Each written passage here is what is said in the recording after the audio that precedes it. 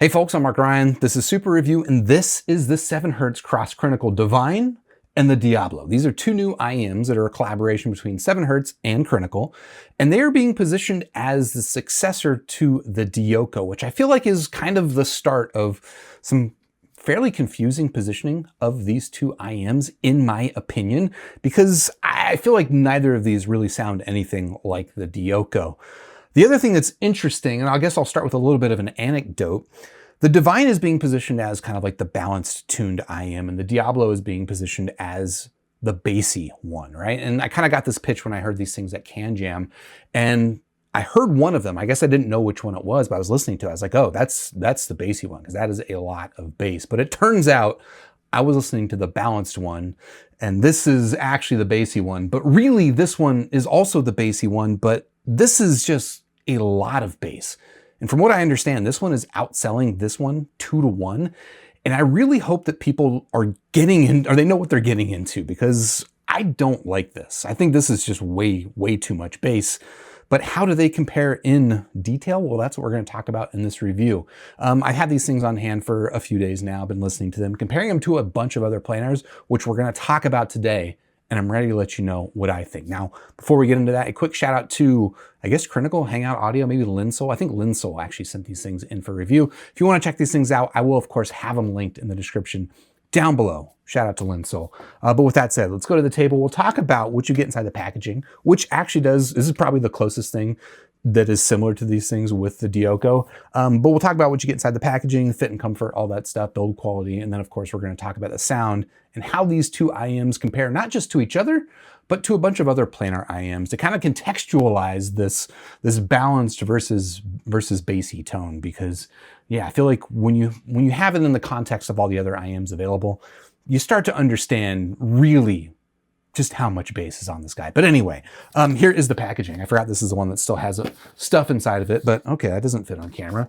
There you go. Two boxes, both look the same. And what's kind of interesting about these packages, and I guess I can demonstrate this hopefully, is that the entire box is taken up by the carry case, right? You see it? I open it up and it is just carry case. There's literally nothing else. And that is something that I think is in common with the Dioko. I'll pull this in real quick. Here is the carry case that you get, and you can see it's so big it doesn't even fit on my camera screen, which is interesting. But yeah, this is also the type of case that came with the Dioko, which came out now, I guess, a couple of years ago at this point.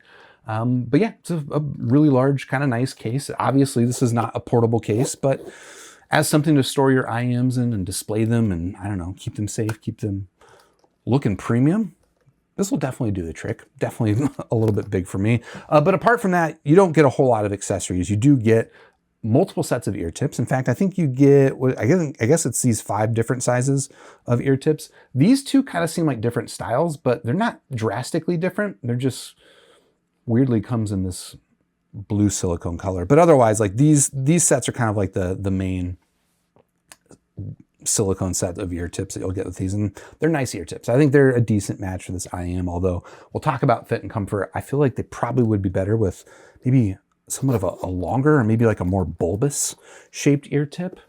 But let's talk about the build quality on this IEM, and let's start with the cable. Now, I will highlight that I'm looking at 2 different IEMs, right? We've got the Divine over here in silver and the Diablo in black. They're, apart from the color, identical in terms of build quality. So everything I say about one is going to be true about the other, apart from the color. So there you go. Let's just look at the Divine, and we'll start with this cable, which I don't love this cable for a couple of reasons. One thing is interesting, that it only comes in 3.5 mil, which I don't mind. I am a 3.5 boy. So for me, having just 3.5 mil is fine. But if you want 4.4 mil, not only are there not swappable terminations on this cable, from what I could tell on both Linsol and Hangout Audio, it didn't seem like this thing was orderable with a 4.4 mil. So there you go. Not that you need a lot of power to drive this thing. You definitely don't. But the cable, the rest of the cable is actually what I don't love about it. It's just so stiff. This is one of the stiffest cables I've probably ever seen come on a stock IEM. It's going to feel kind of like, I don't know, premium. It kind of reminds me of really stiff cables that you get on some expensive IEMs. So in a way, it will kind of satisfy people that want this thing to feel expensive, even though it's only 150 bucks. I forgot to mention that up top. Both of these IEMs, 150 bucks. pretty good price. But the cable, you know, it feels more expensive, but also in a way that I don't love. It's just way too stiff for me. It's heavyweight, and yeah, you can just see like it doesn't give it all as I'm pushing it around. It just stays in one shape because of how stiff it is. Now, it is a standard 2-pin connector. I'll highlight up here.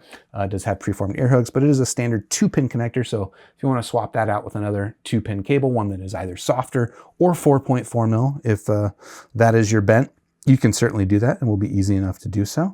Plug that in there, nice firm fitting. But that will bring us to talking about the earpieces themselves, which, okay, I mentioned, the only difference between them is that one is silver and one is black, which is mostly true, but not entirely true, because as you can see here, well, the silver one is also very glossy, and the black one is quite matte. And this glossy look is giving me just tons of fingerprints. You could probably steal my identity just by taking a screenshot of this video. Please don't try and do that. But yeah, it's very fingerprinty, but of course, you know, your mileage may vary in terms of which one you prefer. I think I kind of like the silver look of this, but I feel like the logo actually looks better on the black one just because it has this silver chamfer to kind of balance itself out. Whereas here in the all silver IEM, it feels just like they slapped a logo on some generic IEM shell. This one feels a little bit more intentional. So I think overall, I think the Diablo is the better looking IEM.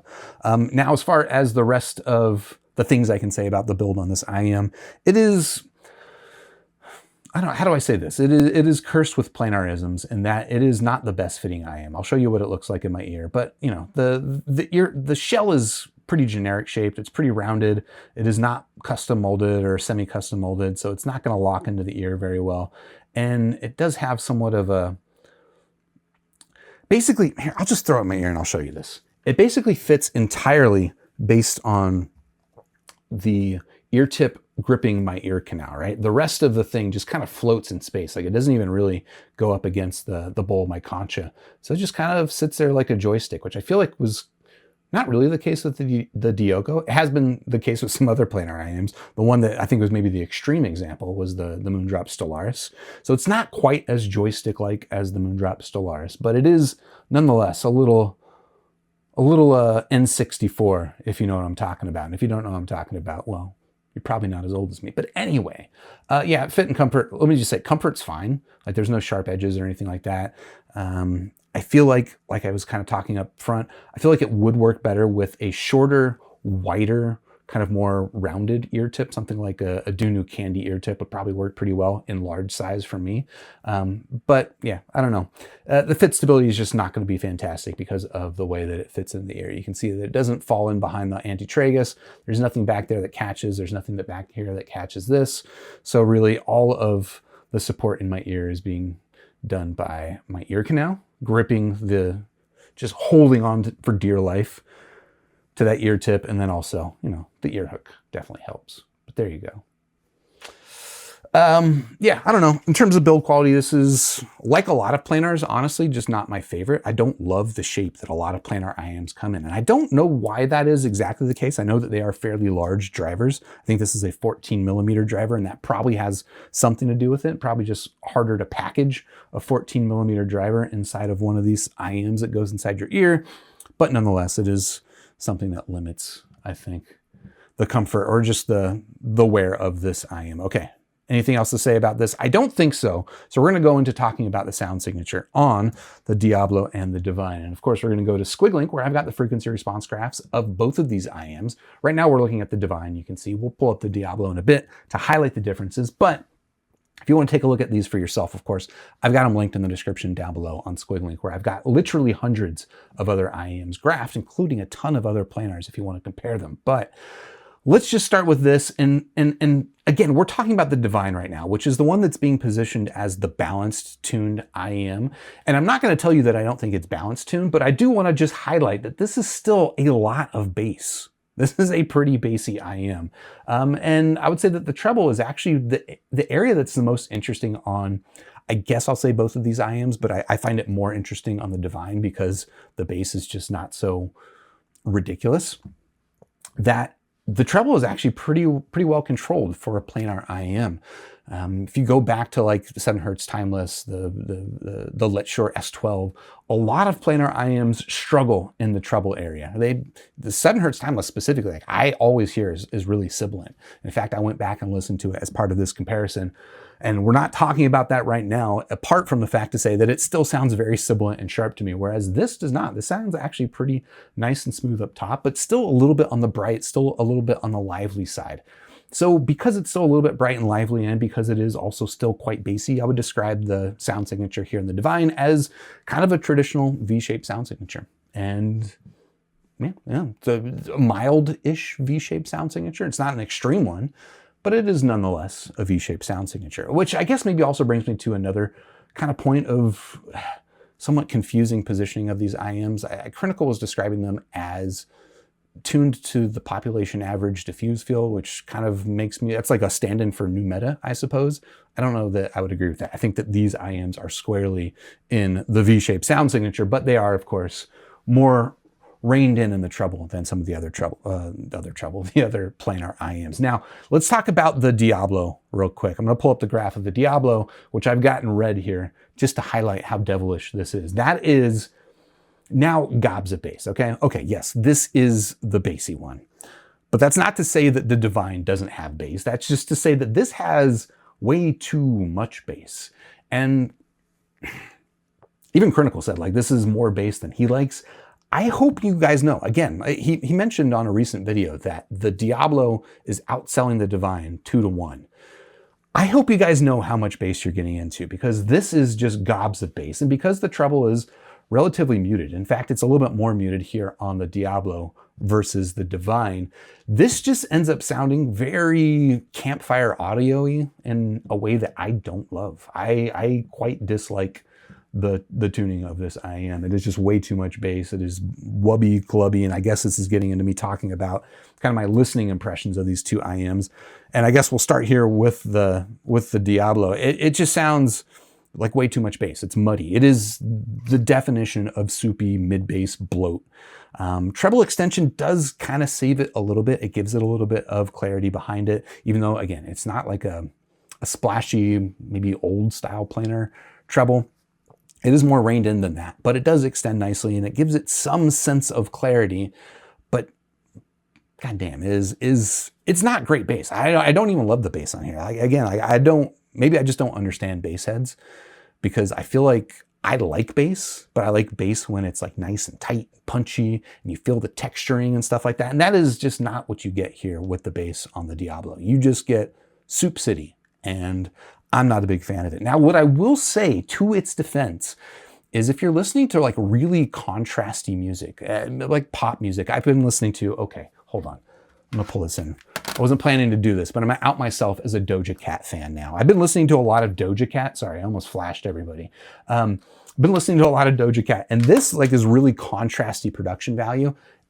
Came across as not that bad sounding here on the Diablo, but basically everything else, all of my usual audiophile testing tracks, I really did not like here on the Diablo. Now, the Divine, in contrast, I thought sounded perfectly pleasant.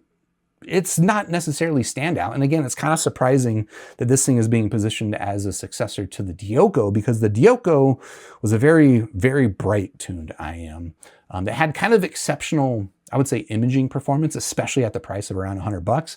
This one has decent imaging, whereas I would not say the same of the Diablo. So the sense of separation between sounds, instruments, and stuff like that, the positioning is all done pretty well here on the Divine, but it is also a little bit like not standout, I think. I think that this is like an IEM that if you must have a planar IEM at around $150, like this satisfies, and it doesn't do a whole lot wrong. In fact, I don't know that it necessarily does anything particularly wrong. It's just a V-shaped sound signature, and you get what you get. Decent bass, and again, like it's definitely not lacking for bass.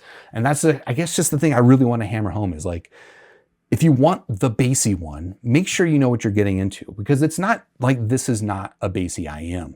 This is just gigabass levels of bassy.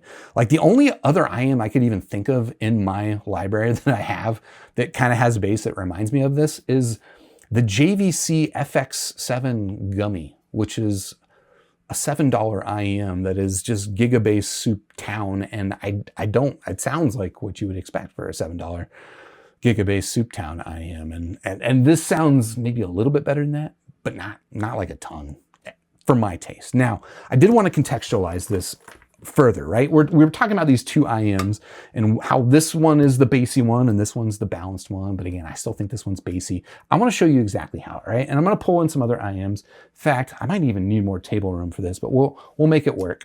This is the Dioko, right? We talked about this being ostensibly the predecessor of these two IEMs. And the thing that it has in common is that it's made by 7 Hertz in collaboration with Crinacle, and it has a planar. Apart from that, almost nothing. Well, basically nothing in common, because this is going to be on the far side of the bright tuning, all right? This is the brightest IEM that we're going to talk about here in the bunch. And I guess I'll say right now up front that the Diablo is going to be the most bass, all right? I'm going to zoom out a little bit, which I don't normally do live. You don't need to see that, but you did just now. So, okay, so we know that there's kind of like this spectrum of the brightest to the bassiest, and we know that the Divine is somewhere in the middle, right? So that's the balanced one, right? Well, let me pull in some other IEMs for comparison. I'll pull in this. This is the Lit Short S12. This is actually like the Ultra version, which I'm reviewing right now. We're gonna make this a stand-in for the original S12 because I'm more familiar with that one right now. And the original S12 was definitely a bright tuned planar driver IEM. I think it's using the same driver as the Timeless, but it's just a little bit more of a brighter tune. And I think that I would fit that one kind of like, it's here. It's definitely not as bright as the Dioko. It's more closer toward a balanced tune, but still on the brighter side. But then of course there was, well, actually let me pull in this one. This is the Let Shore S08. This is one that came out more recently, I think maybe last year. Another planar IEM that is very warm. This is a very warm, bassy planar. That is what it was known for. And it is not as bassy as the Diablo. So I'm going to fit it in somewhere kind of here. So now you kind of have this spectrum of the brightest to the bassiest. And okay, yeah, the Divine is kind of slotting in somewhere in the middle. So maybe this is the balanced one. But I want to throw in 2 more planars just to, again, give us more of this, fill out the spectrum. This is the Tongzu Wu Heyday edition. And then this is the 7 Hertz Timeless. I think both of these are closer to here. So now you start to see that this spectrum is showing that indeed the Divine is a very bassy IEM. I think it's bassier. Well, at least it sounds warmer than the Timeless. Maybe similar bass levels, a little bit more bass, but it ends up sounding a little bit more bassy because there's not as much treble as you get on the Timeless. So this ends up sounding warmer and thicker and bassier. And so again, just kind of to highlight, when I heard this one in isolation, I thought it was the bassy one. And this is why I thought it was the bassy one. Because if you take these other 2 IEMs out of the equation, it is the bassy one. But it kind of just goes to show how bassy, maybe how silly bassy the Diablo is. And I don't know, I think that'll do it for my review here. We'll give these things scores. For the Divine, I think this is a decent IEM. I'll give it 3 stars out of 5. The Diablo, I do not like. I'm gonna give the Diablo 2 stars out of 5. That said, if you wanna check them out, of course, I will have them linked in the description down below. While you're down there, if you haven't yet, please hit the like button, subscribe to the channel, ding the YouTube bell, join me on Discord, and I'll catch you in the next super review. Cheers.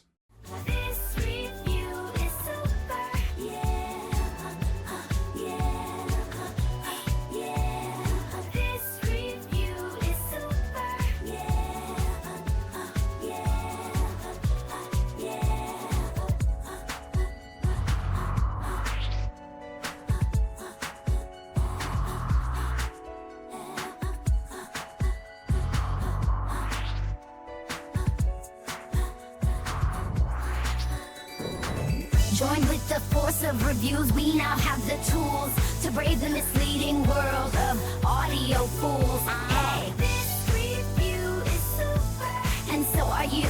Grab your headphones, sniff a graph, and share your thoughts in this pursuit. Let's get into the future.